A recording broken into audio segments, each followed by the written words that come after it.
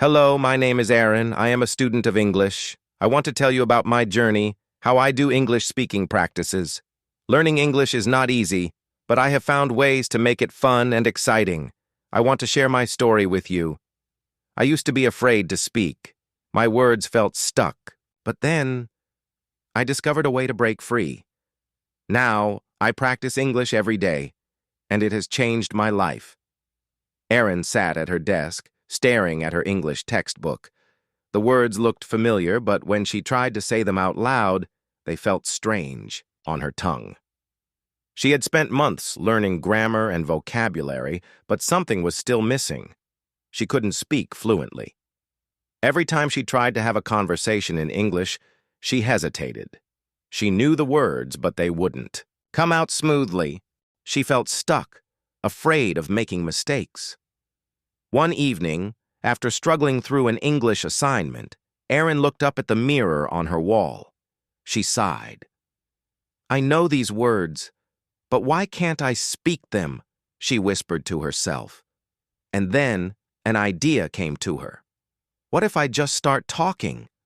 What if I practice with the one person who will never judge me, myself? It felt strange at first. She cleared her throat and looked at her reflection. "Hello," she said softly. Then she tried again. "Hello, my name is Aaron." She giggled at herself. This feels silly, but something inside her told her to keep going. She took a deep breath and started describing what she was doing. "I am sitting at my desk. I am wearing a red sweater. My English book is open in front of me." She paused. The words sounded simple, but they were real sentences. She was speaking English without hesitation. That night, Erin made a decision. Every day, she would talk to herself in English. If no one was around to practice with, she would be her own conversation partner. The next morning, she tried it again while getting ready for school. As she brushed her hair, she spoke softly. "I am brushing my hair. It is long and brown. I need to hurry, or I will be late for school." She felt a little strange at first, but soon it became a habit. She started narrating everything she did. When she made breakfast, she spoke aloud. "I am making toast. I need to spread butter. The bread smells good." When she walked to school, she described the world around her. "The sky is blue today. The trees are moving because of the wind. The cars are driving fast on the road." At school, she didn't say these things out loud, but in her mind, she continued. Practicing, she started to think in English. At night before sleeping, she had small conversations with herself. She pretended to be two people. "Hello, Aaron. How was your day?" she asked herself in the mirror. Then she answered, "It was great. I learned a new English word today. The word is confident." She laughed at her own little role play, but she could feel the difference. Speaking English was getting easier. She didn't have to translate from her native language first. The words came faster. After a few weeks, something amazing happened. One afternoon, Erin was walking home from school when she saw her neighbor, Mrs. Johnson, an old woman who always greeted her kindly. "Hello, Erin. How are you today?" Mrs. Johnson asked. Usually, Erin would just smile and say, "Good, thank you." But this time, something was different. Without overthinking, she replied, "I'm good, Mrs. Johnson. The weather is nice today, isn't it?" Mrs. Johnson smiled. "Yes, it is. It's a beautiful day." As Erin walked away, she felt a rush of excitement. She had just spoken in English, without feeling nervous. She hadn't planned her sentence in her head. The words had come naturally. Her practice was working. From that day on, Erin started talking to herself even more. She turned it into a game. She would challenge herself to describe everything around her using new words. When she saw a cat, she didn't just say, "That is a cat." She added details. "That is a fluffy white cat. It looks sleepy. Maybe it is resting after playing all morning." She experimented with different sentence structures. She learned how to express her thoughts more clearly. One evening, Erin's mother walked past her room and heard her talking. Curious, she peeked inside. "Who are you talking to, Aaron?" she asked. Aaron blushed. "Oh, I'm just practicing English." Her mother smiled. "That's a great idea. Keep going." Encouraged, Aaron continued her practice, but after some time she felt that she needed something more. Talking to herself was helping, but she wanted to practice with a real person too. One day at school, she saw her best friend, Mia, struggling with an English assignment. That's when Aaron had another idea. What if they practiced together? Aaron sat in the school cafeteria, stirring her juice with a straw. Around her, students laughed and talked, their voices filling the large room. She had been practicing English alone for weeks, talking to herself in front of the mirror, describing everything she saw, and even thinking in English. It had helped a lot, but she knew she needed something more. She needed a real conversation. She looked up and saw her best friend, Mia, sitting across from her, frowning at a worksheet. "Ugh," Mia groaned. "I don't understand this English assignment." "Why is English so hard?" Aaron smiled. She knew exactly how Mia felt. Just a few weeks ago, she had felt the same frustration. But now, something was different. She had found a way to practice. Maybe she could help Mia too. "Hey," Aaron said, leaning forward. "What if we practice together?" Mia looked up, curious. "Practice what?" "Speaking English," Aaron said. "I've been talking to myself at home, and it's really helping. But I think it would be better if we practiced together. We could talk in English every day, even if we make mistakes." Mia hesitated. "I don't know. What if I say something wrong? What if people laugh at me?" Aaron understood that fear. She had felt it too. But now, she had learned an important lesson. Mistakes are part of learning. The only way to get better is to keep speaking, no matter what. "We can start small," Aaron suggested. "Just a little bit every day. No pressure. If we mess up, who cares? We'll help each other." Mia still looked unsure, but she sighed and said, "Okay, let's try." That day, they made a simple rule. For 30 minutes every day, they would only speak in English. At first, it felt awkward. They stumbled over words and often laughed at their mistakes. "Aaron," Mia said, trying to form a sentence, "yesterday, I go to the store?" Aaron smiled. "Oh, you mean yesterday I went to the store?" Mia nodded. "Right, I went to the store." It was slow, but little by little, they got better. They started with simple sentences about their day. "I ate eggs for breakfast. I have math homework today. The weather is cold."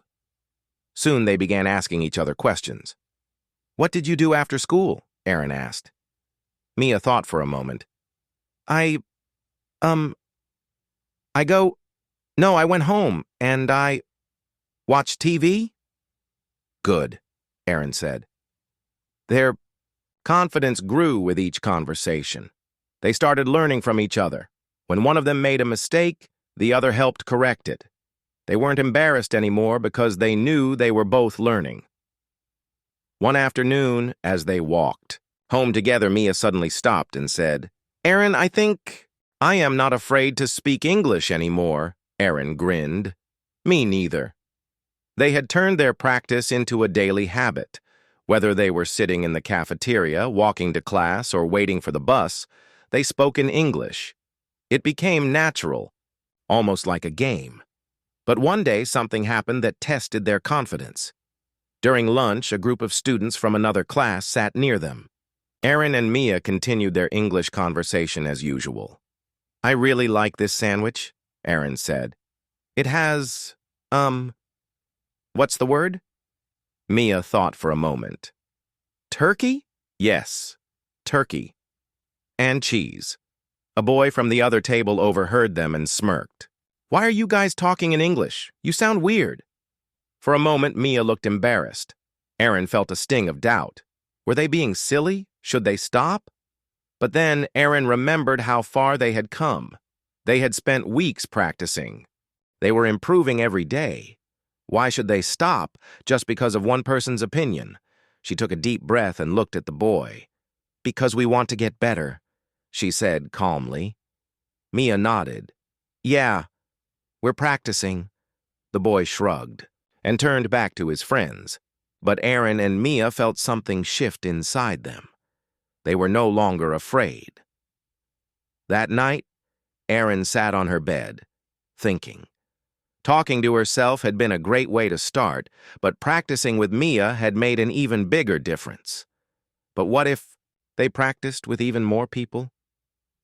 She had heard about an English club at school, a place where students could practice speaking in groups. She had always been too shy to join before, but now she felt ready. The next day, she turned to Mia and said, "I have an idea." Mia raised an eyebrow.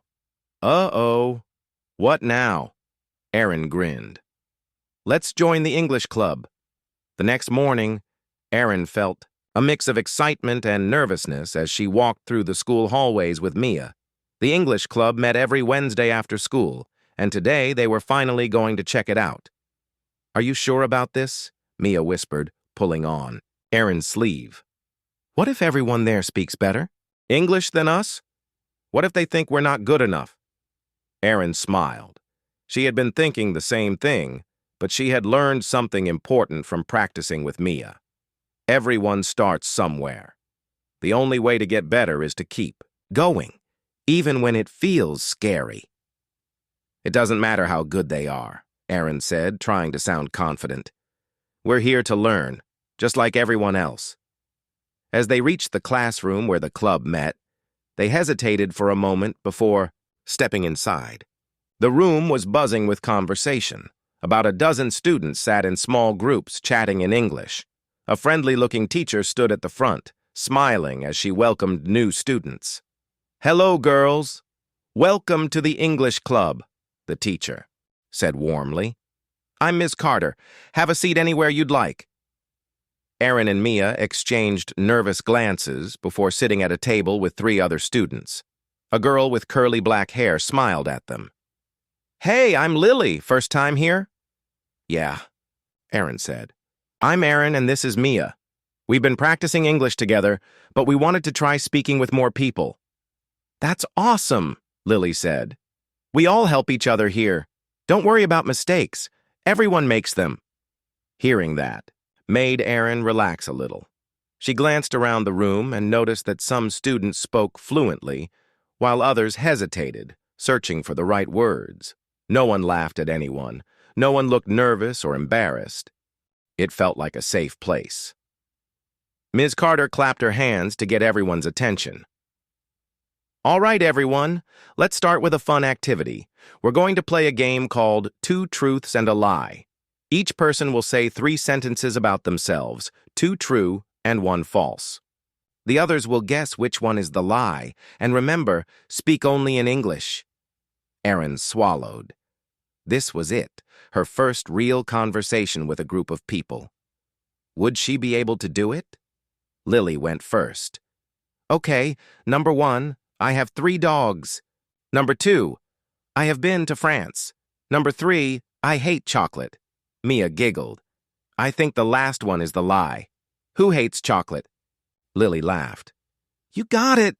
I love chocolate." One by one, the students shared their sentences. Then it was Aaron's turn. She took a deep breath. "Okay. Number 1, I talk to myself in English every day. Number 2, I have never been on an airplane. Number 3, I love scary movies." Lily raised an eyebrow. I think the first one is the lie." "Talking to yourself in English? That sounds crazy." Aaron grinned.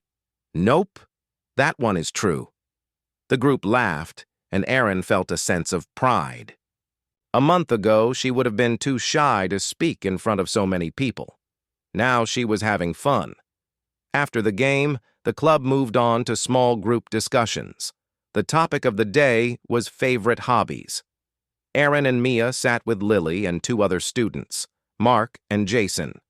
"My hobby is painting," Lily said. "I like to draw landscapes." "I play soccer," Jason added. "I started when I was 6. Erin thought for a moment before answering. My hobby is learning English, she laughed. I practice every day because I want to speak fluently. That's a great hobby, Mark said. Practicing every day is the best way to improve. For the next hour, Erin and Mia talked more than they ever had before. They made mistakes, but no one corrected them harshly.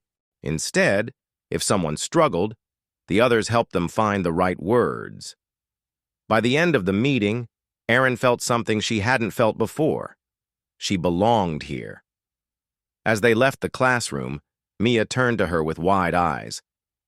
That was actually fun. I know, Erin agreed. I thought I'd be nervous, but everyone was so nice. Mia nodded. We should come back next week, Erin smiled. Definitely. That night, Erin lay in bed, thinking about how far she had come. She had started by talking to herself in a mirror. Then she practiced with Mia. Now she was speaking with an entire group. Every step had made her stronger, but she wasn't done yet. She wanted to sound more natural. She remembered something Ms. Carter had said during the club meeting. One of the best ways to improve your speaking is to listen to native English speakers. Pay attention to how they talk and try to imitate them. That gave Erin a new idea. If she wanted to speak naturally, she needed to listen to real conversations, and she knew exactly where to start. That night, Erin lay in bed, staring at the ceiling. The excitement from the English club meeting still buzzed in her mind. She had spoken with new people, played games, and shared stories, all in English. She felt proud. But at the same time, she realized something important. Even though she was getting better, her English still didn't sound natural. During the club meeting, she had noticed that some students spoke more smoothly. Their sentences flowed easily, and they used words she had never thought of. She wanted to sound like that too. She remembered something Ms. Carter had said. One of the best ways to improve speaking is to listen to real conversations. Pay attention to how native speakers talk and try to imitate them. That gave Erin an idea. If she wanted to speak naturally, she had to listen naturally too. The next morning, she sat at the kitchen table with her phone, searching for ways to hear real English conversations. She thought about watching English movies or TV shows, but she was afraid they would be too difficult to understand. Then, her younger brother, Oliver, ran into the kitchen with his tablet. "Mom, look at this funny video," he laughed. Curious, Erin peeked at the screen. It was a short video of a man ordering food at a restaurant. The conversation was simple, natural, and easy to follow. "Where did you find that?" Erin asked. Oliver shrugged.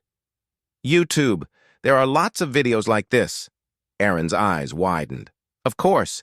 YouTube had tons of real-life conversations. She could watch native speakers talk about everyday things. She quickly grabbed her phone and searched. English conversations for beginners.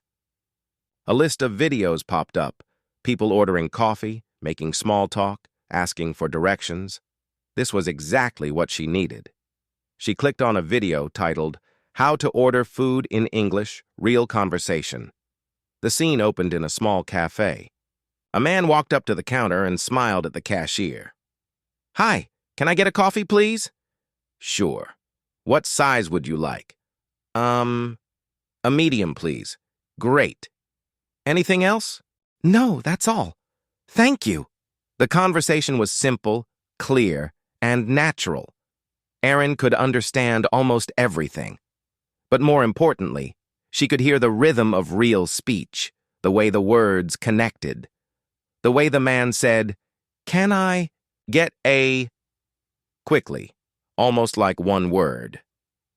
The way his tone changed when asking a question. "This is exactly what I need," Erin thought excitedly. She replayed the video and decided to copy the conversation. "Hi, can I get a coffee, please?" she said, mimicking the man's voice. She paused the video and practiced again. She didn't just say the words.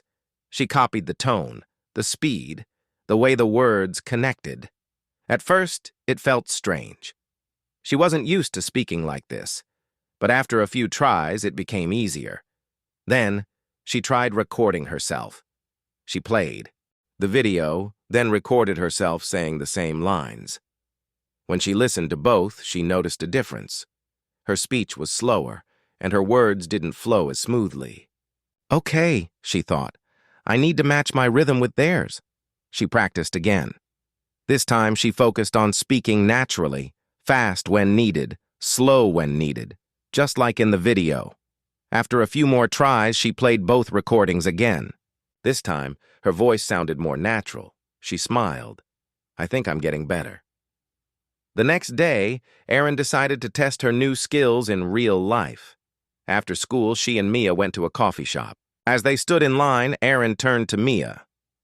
Okay, I'm going to order in English, just like the video. Mia grinned. You got this! When it was her turn, Erin stepped forward. Hi, can I get a latte, please? She said, trying to sound natural. The cashier smiled. Sure. What size? A medium, please. Great. Anything else? No, that's all. Thank you. The cashier nodded and typed in the order. That'll be $3.50. As Erin paid, she felt a wave of excitement. She had just spoken English in a real conversation, and it had felt easy. Mia nudged her. You sounded really good. Erin grinned. I've been practicing. That night, Erin continued her practice. Now that she knew this method worked, she wanted to try different kinds of conversations. She found videos of people shopping, chatting with friends, making phone calls, and even telling stories. She listened carefully and copied their speech. She also started watching TV shows with English subtitles. At first, she read along with the subtitles, but after a few days, she covered them and just listened. She noticed new things. How people said gonna instead of going to. How they used fillers like, you know, and like. How they changed their tone when asking a question. She wasn't just learning words anymore. She was learning how to sound natural. A week later, Erin got the biggest challenge of all. At the English club meeting, Ms. Carter brought in a guest, a college student from New York named Rachel. She was a native English speaker and had volunteered to help students practice. Everyone will get a chance to talk with Rachel, Ms. Carter announced. Erin's heart raced. This was her chance. When it was her turn, she took a deep breath and sat across from Rachel. Hi, I'm Erin, she said, trying to sound natural. Hi, Erin. Nice to meet you, Rachel said. So, tell me a little about yourself. For a moment, Erin hesitated. She had never spoken to a native speaker before, but then she remembered everything she had practiced. I'm a student and I love learning English, she said. I've been practicing by watching videos and imitating how people talk. Rachel smiled. That's a great method. I can tell you sound really natural. Erin's eyes widened. Really? Yeah, your pronunciation is great and your sentences sound smooth. Keep practicing like that, and you'll improve even more. Hearing that made Erin's heart swell with pride. She had done it. She had spoken naturally with a native speaker. That night, as she lay in bed, she thought about her journey. She had started by talking to herself. Then she practiced with Mia. Then she joined the English club. Now she was speaking confidently with native speakers, and she wasn't stopping here. She had one more goal: to start thinking in English, without translating. The next step in her journey was clear.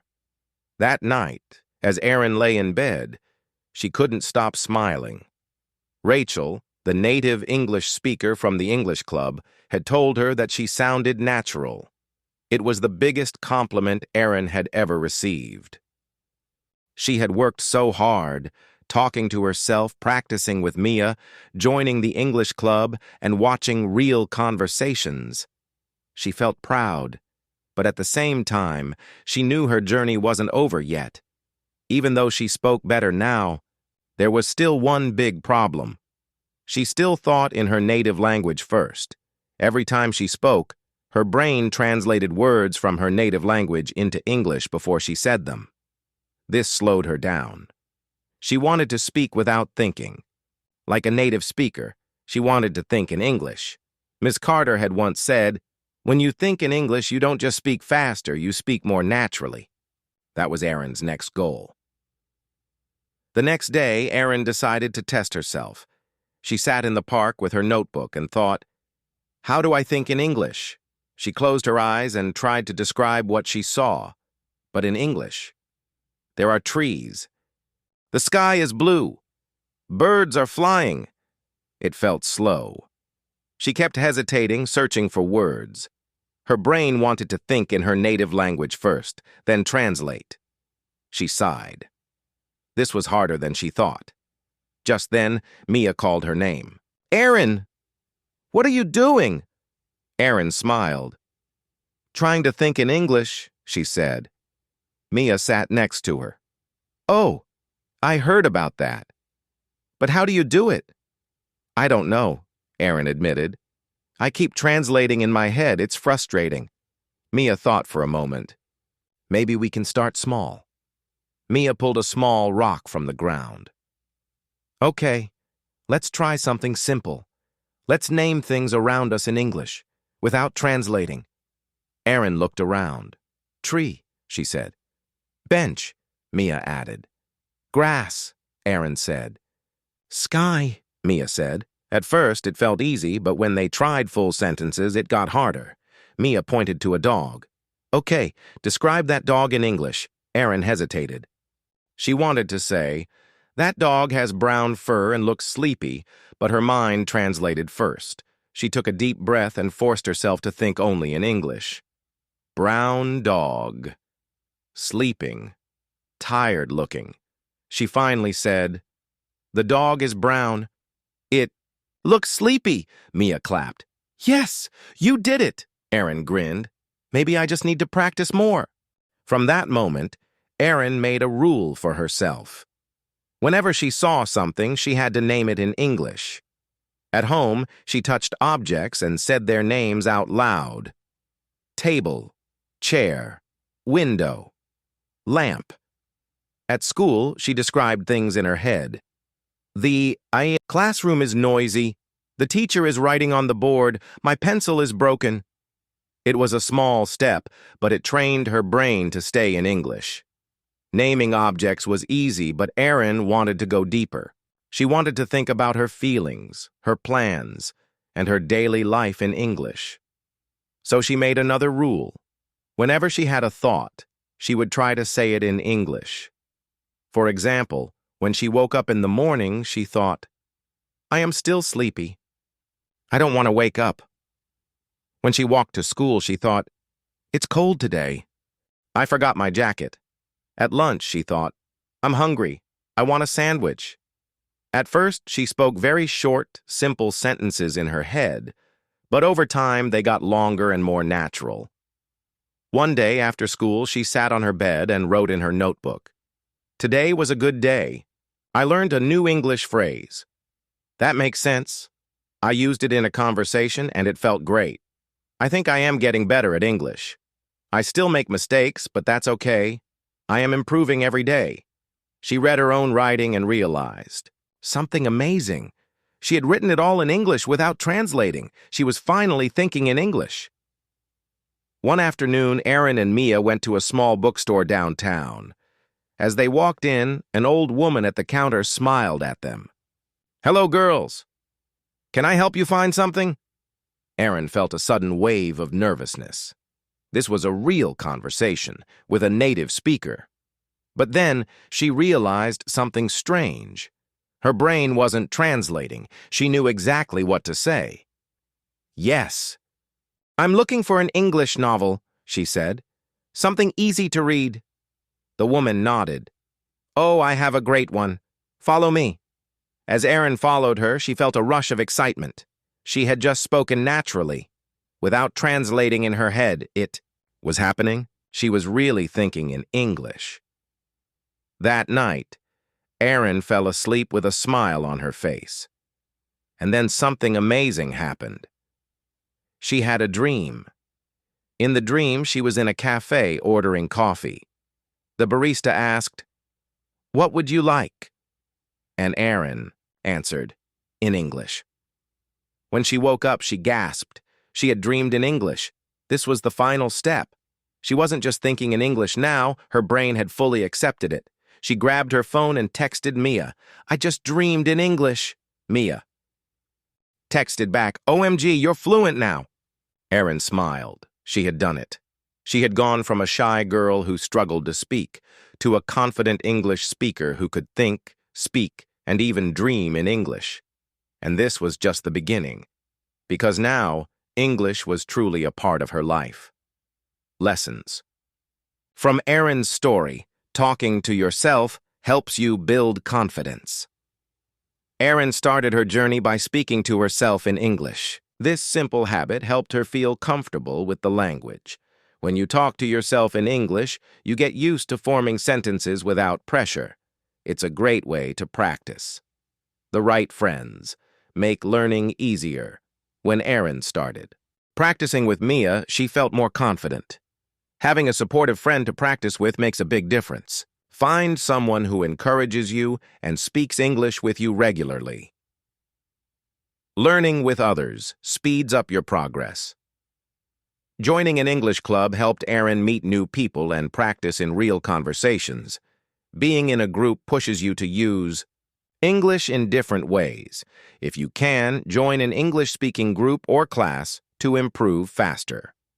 Watching and imitating helps you sound natural. Erin improved her pronunciation and speaking style by watching native speakers and copying them. Watching English movies, shows, and real conversations teaches you how English is naturally spoken.